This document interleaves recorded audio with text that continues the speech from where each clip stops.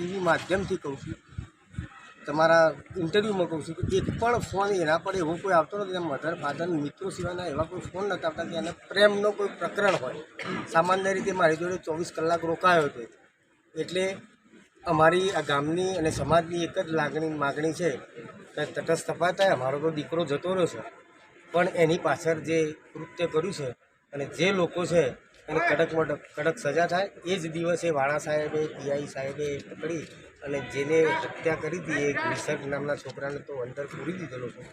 પણ તેમ છતાં ગામના સમાજના દરેક લોકોને એવી લાગણી છે કે તપાસ થાય, તટસ્થ તપાસ થાય અને જે ગુનેગારો અંદર સંડોવાયેલા છે, જેની પાછળ દોરી સંચારથી આ કૃત્ય કરવામાં આવ્યું છે, એ ઉજાગર થાય અને આ મારા પરિવારને સાચો ન્યાય મળે એના માટેની અમારી આ માગણી છે. એટલે આજે અત્યારે અમે કલેક્ટર સાહેબ શ્રી વરવલ્લી અને એસપી સાહેબ શ્રી અરવલ્લીને આવેદનપત્ર આપીશું અને ગુજરાત સરકારમાં હર્ષ સંઘવી સાહેબ, માનનીય મુખ્યમંત્રી શ્રી અને તમામ જગ્યાએ અમે આની માગણી કરવાના છીએ.